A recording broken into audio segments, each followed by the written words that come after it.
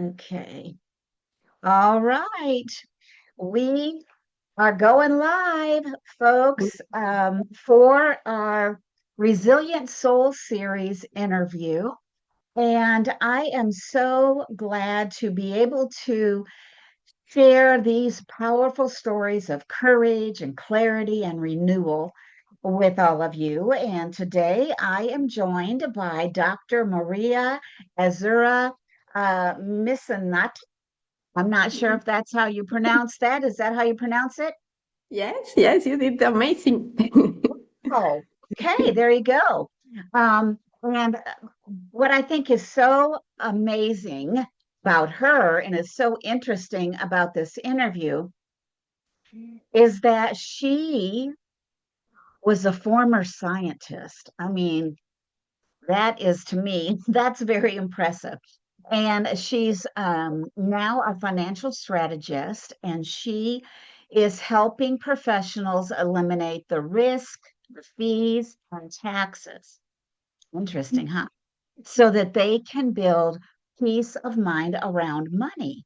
So I invited her to join us and to share her story around the basic concepts of money. And so we are going to get to know, and let's see. It looks like it's live, but I don't see it in the group, but that doesn't mean it's not live. So anyway, we're going to just continue to go. And so Maria, thank you again for joining me, or Azura. I'm going to go with that one. Azura, thank you for joining me. And as we get ready to dive in, why don't you tell us where you are joining from and one thing that's bringing you joy this week? Absolutely not. Thank you so much, Cindy, for inviting me. I feel so blessed that you invited me to this series. And I know what you do is awesome. So thank you for everything you do to help people every day. So yeah, I'm dialing in from San Diego, sunny San Diego, California. And and one thing actually brought me joy this week is I bought Halloween decoration for the very first time in all my life. Oh, Yes, so I never celebrated Halloween before, but now I have a 7 years old boy and it's all about Halloween and doing trick or treats. So he keep on begging me, let's go buy. And we say, no, no, no. And then I say, you know what? I think Halloween is something for kids. So I got all my Halloween decoration up and running and actually it made me happy too. I say, okay, maybe I start to like Halloween now. yeah. And you know what? We had at a church that I used to go to. It was a huge church in Lynchburg, Virginia. And they had what they call Satan tricks that Jesus treats. And every year they would set up the gymnasium and there would be booths for people to go through. And they would have different games for the kids to do. It's kind of a trunk or treat type thing. And every a parent or whatever, whoever wanted to, got to support a booth, give the games for the kids and snacks.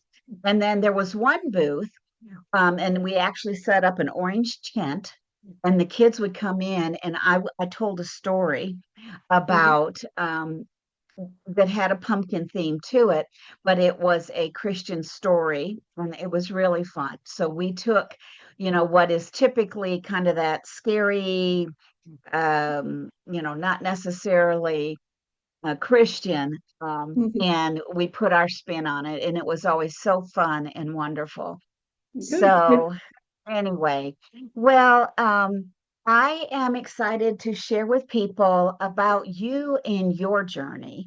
It is so unique, going from science to personal finance, really cool.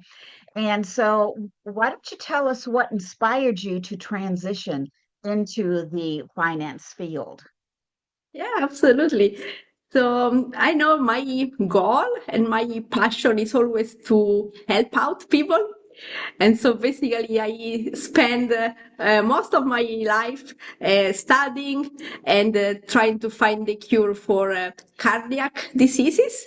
And so I spent so many years in the bench doing experiments, and most of them failed, but you keep on going until basically until something work out. And so as a scientist, I feel so happy and even accomplished because basically one actually couple of the drugs I developed together with the team. It's always a team effort, but now they are in clinical trials. So as a scientist, that's a huge accomplishment. So I feel happy, but I also felt like with science, it takes forever and it's not guarantee you're going to actually find something, right? And so while I'm living in the US, because I'm originally from Italy, as you can tell from my strong Italian accent. But I realized living in the US, you think, oh my God, US is like one of the wealthiest countries in the world. Yeah, the country is powerful, but the people, the majority of people, unfortunately, struggle financially, despite Mm. they work so hard. And so I couldn't understand why this is happening, why people have one, two, three jobs and still cannot be economically comfortable.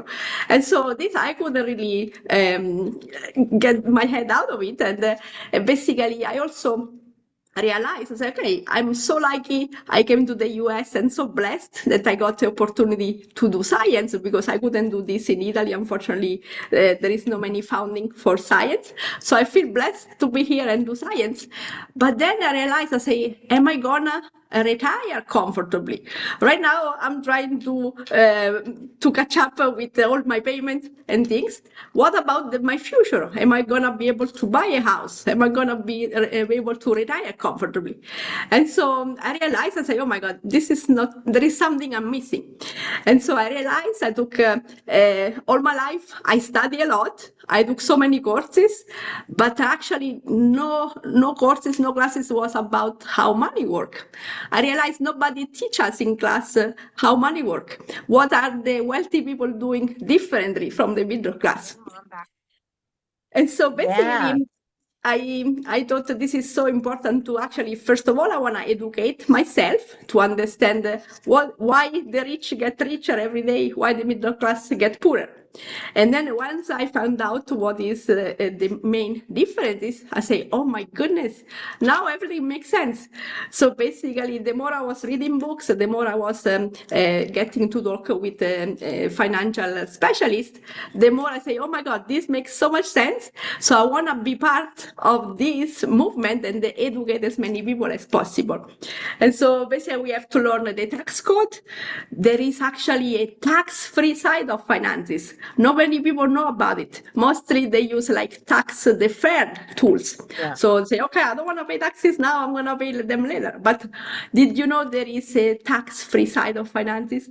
Not many people know about it. So my goal now, I change my purpose. I still get to help people every day, but now like to secure them a more like a more stable and a better financial future. Yep. Yeah. Wow. I love that. And as you're working with people and you're helping people, because, I agree with you that a lot of us, and I don't know, I can't speak for Italy, but even in the United States, we live paycheck to paycheck. And a lot of people wonder, are they ever going to be able to retire? Yeah. So, in this field now that you're in, what are some of the biggest challenges or fears that people face, yourself or people that you work with, as you're stepping into this new path of really understanding money and Mhm. having it make sense to you, and then helping clients do the same. Yeah. So I think for me, the biggest challenge and also fear was really to basically say no to a stable income. And basically, I was used to my 9 to 5 job and knowing that every 2 weeks a paycheck was coming to actually leave everything to start a business. And so, there is risk involved with starting a business, right? And also, that you have no clue when the money are coming, but you know that if you work hard, eventually you're going to be fine, right? And so for me, I think it was like to switch, and also I have to rewire my brain a little bit, because instead of executing what my manager was telling me to do, now it's me. I need to know what I need to do every day. And it's kind of Mhm. challenging, because I know, I don't know if I'm doing right, if I'm doing wrong. And sometimes I make a plan, and then the day goes totally different from what the plan I made, right? And so be able to become my own boss, basically, and run a business. And you have no clue when the next paycheck is coming. And it's challenging, but it also make you go, give you 300% instead of 100%, right? So it's a good way to go outside your comfort zone. Yeah. And Yeah. Well, so you have had so many changes, and I am a coach that helps people through transition.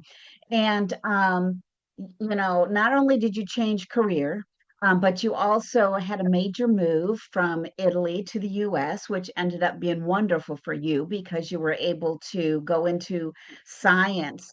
But it's really a whole new culture and language. And I'm just curious, and financially, even, I would think maybe there's a difference between Italy and the United States when it comes to finances. And so when you started making this transition, what did these experiences teach you about resilience and being able to trust yourself? I know you mentioned when you let go of that every week paycheck, and now you're working for yourself. You must have a lot of trust in yourself to be able to make it work. So tell us, how did it teach you this transition teach you about resilience and self-trust? yeah, I would love to answer this question. It really is very personal for me, so I'm happy to share my own experience here, and hopefully I can inspire somebody or give motivation to somebody, right? And so yes, my huge transition was from Italy to the US back in 2008. So imagine there were no Zoom, no WhatsApp, no smartphones, no more, there were no smartphones.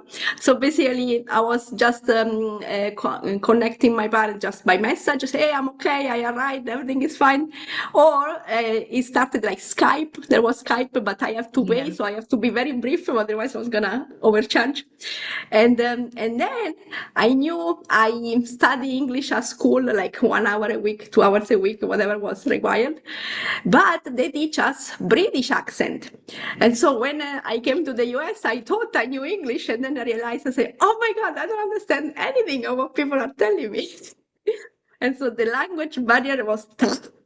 But what really helped me was that, thank God, all the people around me, they were super nice and super willing to help out. So they were slowing down and try to change the words if some words they were a little bit too difficult for me. And remember, there was no Google Translate back then. I have to go in my vocabulary and check what is this word. So it was taking much longer than nowadays, right? But yeah, Wow. basically. And also like food, just to understand what kind of food should I cook today, because I love cooking. And I remember I was in the house with like 6 different roommates. They were all students from around the world. And this guy was so excited. He said, oh, we have an Italian, let's cook Alfredo sauce. I mean, who is Alfredo? Because there is no Alfredo sauce in Italy. So I am so what is even like known about Italy in the US is also different from what really Italy is, right? And so it was my learning moment is like if you try to approach people in a nice and positive way, then people are gonna be nice to you. So always try to be humble, open-minded, like try to learn something from everybody. Even if an experience is like negative, learn from it. And you are, at least you try to avoid it if really it was not a pleasant experience, right? But at least learn from it. And so I think like being approachable, being open mindset, and stay humble, but also always willing to do better, right? I think that is the key. Because everybody has problems, everybody, and problems are part of life. That's how we grow. If we don't have problem, we cannot grow, right? But if you just think, oh my God, this problem is so big, I can never solve it, and you get depressed, it's like a vicious circle. Then your brain is not working well, your body is not working well, and guess what? You're gonna just look at the bad things in life. And then what is going to happen? You just focus Hmm. on the bad things. So thank God I had a positive mindset, and I always try to appreciate the very little thing every day and appreciate it. There are people don't have a roof, right? Some people don't have food. So me, I thank God. I say at least I have the basics. And so now it's my job, my responsibility to do something to impact other people's life. And so, Hmm. so my, and then yes, the other transition, of course, from science to finances, huge change, and it's basically like relearning everything from scratch. It's like a new language for me because I learn scientific words. Now I need to learn financial words, and. But again, if every day you know you want to make an impact, as long as your goal is clear, I think the challenges is part of the process. So you cannot avoid challenges, and they're actually there for you to test you, to make you grow. If everything is nice and easy, you are gonna stay where you are. So I feel like every problem is not really a problem; it's just an opportunity for you to grow. Yes, there you go. And you know, we talk about those opportunities to grow, but sometimes when we're in transition, it almost doesn't feel like an opportunity. It gets really scary. And especially if you were in financial transition, and it can be really stressful. So, how do you help your clients find clarity and confidence when money feels very overwhelming to them and trying to earn money and trying to save money? Um, how is it that you help them understand? Because you mentioned about taxes, and so I'm kind of curious about that. But anyway, share with us how you help people find clarity and confidence when it comes to money. Absolutely. So I feel like, first of all, and not only for money, for every situation, don't panic. Just take a deep breath, right? Breathe and try to analyze what is your problem. First of all, as a scientist, I can tell you that if there is a problem, by definition, there must be at least one solution, right? There might be even more than that. If there is no solution, means it's not even a problem whatsoever, right? And so basically,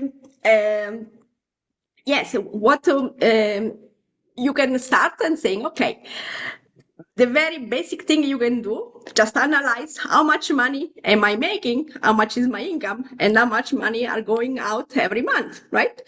If those are there, you're making less money than what you're spending, guess what? You don't need to have a huge degree to understand that there is something gonna be fixed. So basically, or you need to pick up another job, something extra to do on the side, or you need to reduce your expenses, right? So let's say we like to go out, eat fancy food 3 times a week, maybe try to reduce it to go 1 time a week, right? So this is just a balance. And so that is the very basic thing. But then we also want to look around and say, okay, what am I doing? Am I doing what my parents are doing? Am I doing the same strategies as my colleagues are doing? Or am I doing anything different? Like if my parents and my colleagues are in the middle class and I'm doing the same things, where do I see myself going? I'm gonna be in the middle class, right?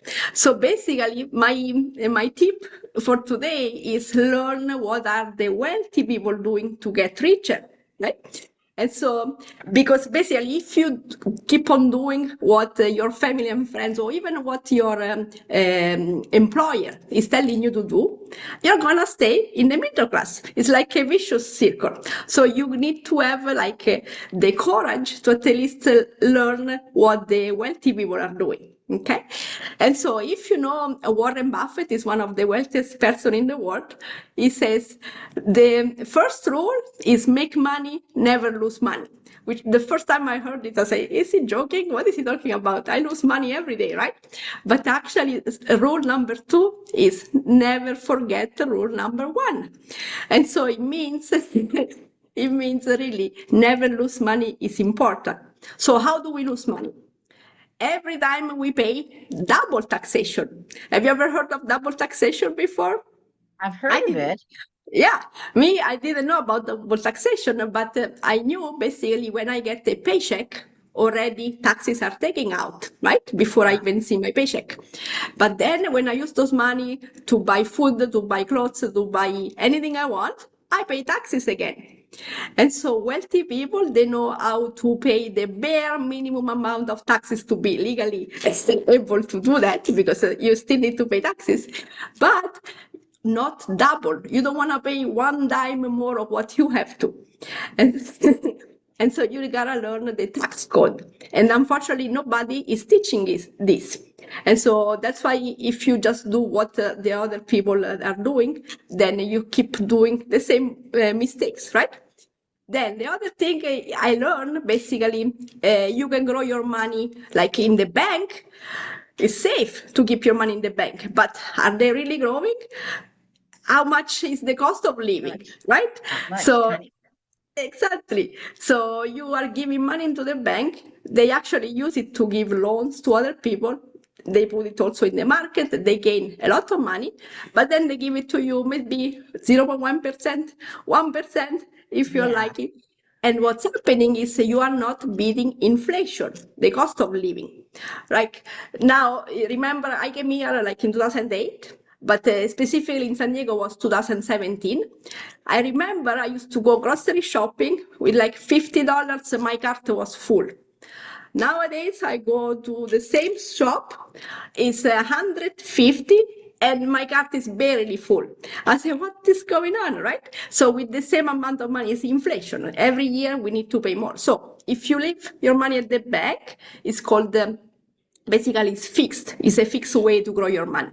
At the bank is safe, but then they don't grow much. So over time, you're losing money because they are not growing. Now, the second way to grow your money is called the variable. So if you put your money in the market, right? And so in this way, yes, one day you are super happy. One day you might be desperate because you lost almost everything, right? So it's like a roller coaster. And what I was so confused about, I'm not in control of my own money. Basically, I cannot control the market. Nobody can control the market. So Right. do I want somebody so that I cannot be in control of my own money? I say I don't like to be at risk with the market. So then I learned there is a third way you can grow money. It's called indexed. So index means the money they are attached to the market. So when the market is positive, you gain interest. But then when the market is negative, your account locks. So you don't lose any money. So your money can just grow. So it's a principal protection. Yeah. And so when I learn, I say, oh my God, now it makes sense. You gain, but then you don't lose, right? It's like a staircase to heaven. You just can grow your money. And so now I teach people how which tool we use to grow money with index.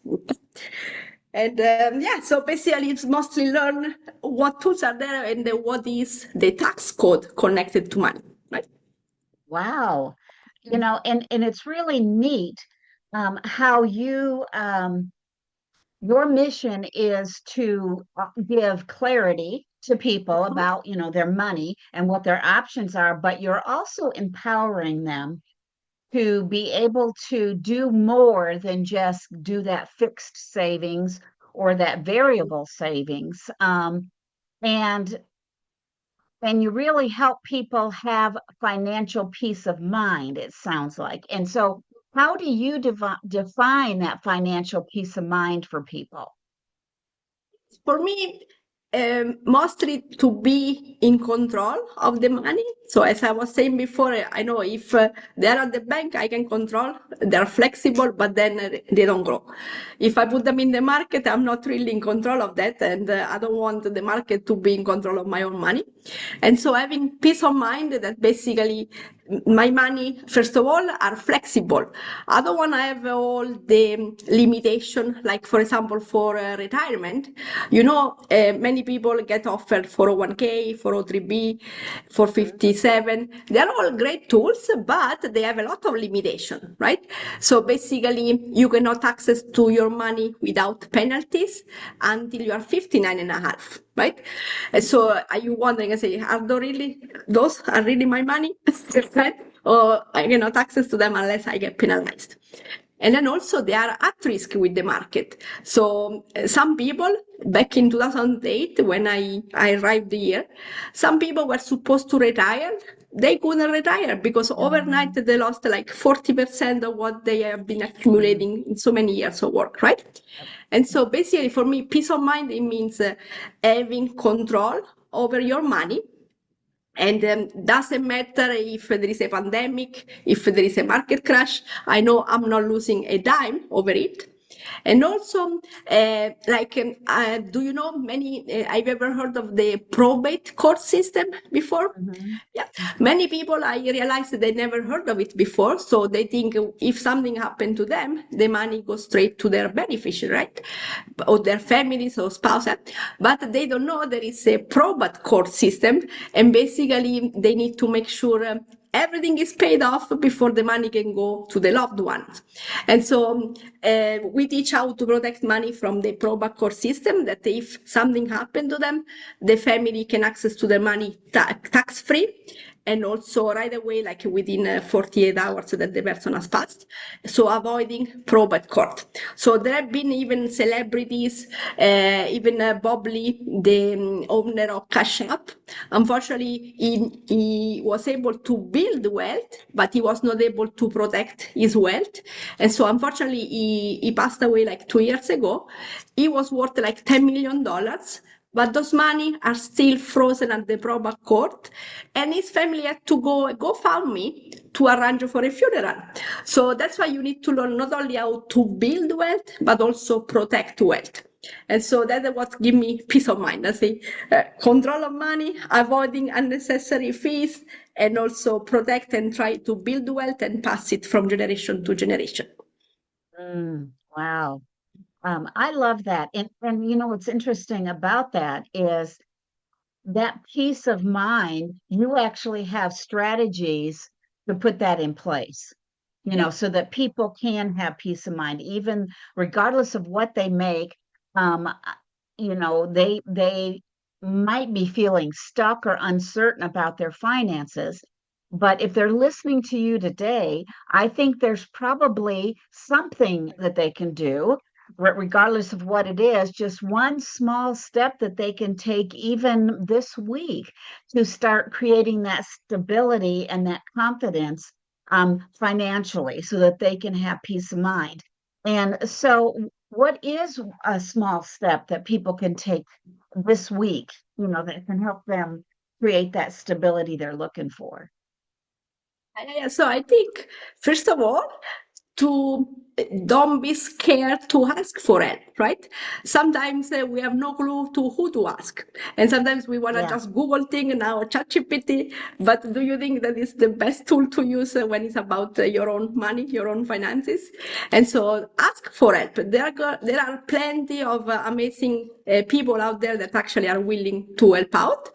And so one thing is just, as I mentioned before, just first of all, take a piece of paper and write down what is your income and what is your expenses. Okay, if the number they don't match up, if you're spending more than what is an income, that is already a big problem we gotta fix right away, right?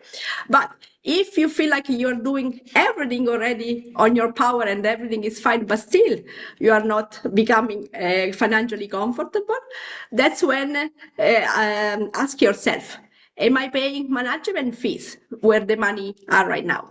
And sometimes some institutions, they don't need to declare how much management fees they are charging you. And so basically ask question to the specialist that is managing your money and say, okay, even if it's not listed as a fee, but am I paying somebody to manage the money? Because there are ways to actually avoid management fees, right? And then, am I paying taxes now or later? What if there is a way where you don't pay taxes at all, right? And Yeah. so, yeah. It's automatically you're saving more money for yourself, right? And also ask yourself, how much risk am I willing to tolerate, right? So they all gain in the world. Some people, oh, I love to risk money. I have, yeah, but then it doesn't mean anything if tomorrow you can lose everything. Right?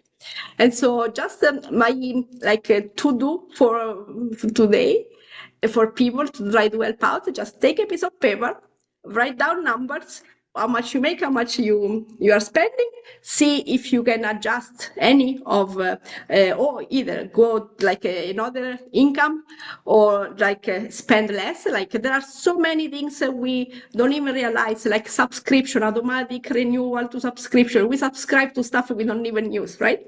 And so Yeah. clean up and those things that you actually don't need. Sometimes I also feel like, this is so cool, I'm gonna sign up right now. And then I never use the thing I sign up for. And so go on your subscription. I think Google has a feature to tell you what subscription you're using. If you're not using them, get rid of them. Stop paying stuff that you don't need to, right? And then, yes, if you feel like you don't want to risk, it need to be basically, if you don't like market risk, then there are solutions where basically your money, they are not at risk with the market. And so, and plus you can access to the money basically anytime. You don't need to be 59 and a half before accessing to your own money. Okay. And so, yeah, hopefully this is Wow. helpful. Yeah. Yes, yes. And you know what? Um, there is, for me personally, I did not really understand, the concept of that money business until a few years ago. One of our family members came in and helped us look through some of our things that we're doing, and helped us to understand our money better and to understand where it's going and, what kind of investments would be best for us. And I really appreciate you sharing your story and sharing these tips for people that are listening. And if they want to connect with you and learn more about your work, learn more about paying no taxes, um, how can they get in touch with you? Yes, so I'm able and happy to connect. I have Facebook, LinkedIn. So let me share my contact here, even email. Can I put it in the chat? In the chat Yeah, box? you can put it in the chat, and then we'll Okay. also put it in the notes underneath this Uh-huh. Okay. recording so people can have it. So yeah, LinkedIn, Facebook, email, and also I recently made my own website. So check it out, share with your loved one. And really, I'm just one email away. Just I'm here to try to help out. And so if just I know basically growing up with my family, they were saying, there are some things that you don't need to ask like about money. It was like such a problem to ask openly about money, right? But at the end Yeah. I realized, I said, but no, it's actually there are so many people that they are willing to help out, and there are different strategies. Then I'm not here to pitch any product. I'm here just to have an open consultation. And then sometimes I'm gonna be honest. I cannot help everybody, right? So, but we need to analyze the situation first, and we really try our best to try to help as many people as possible. But yeah, and so be. Willing to connect and to yeah to connect and be open and ask for help at any time. That is wonderful. Thank you so much. I'm glad that we got connected. And I met you over on LinkedIn because of some of the posts that you put over there. that are just so useful for people my age and even a little bit younger than I am to help understand money and to learn more about money. So, for those of you who are tuning in, whether you're watching this in my Facebook community or you're watching us on YouTube, I hope Maria's story reminds you that resilience doesn't mean doing it all alone.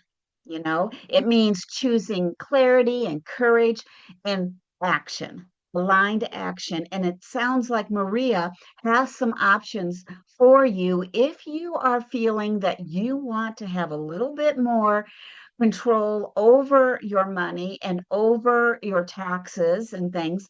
And so in the show notes, I'm going to put her links so that you can communicate with her and have access to her resources. I know that you have a PDF that you and your husband use, I guess, to share with people. And I'll put that in the notes too, so people can have access to that as well.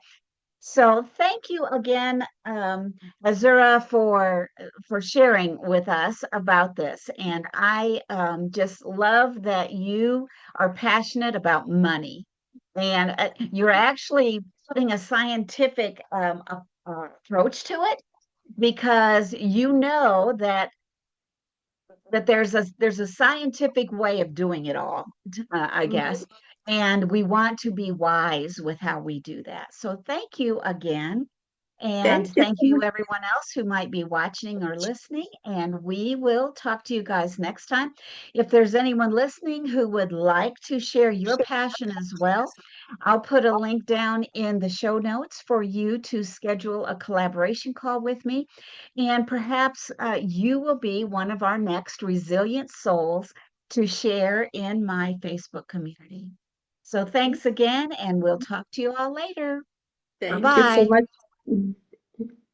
Okay, bye bye.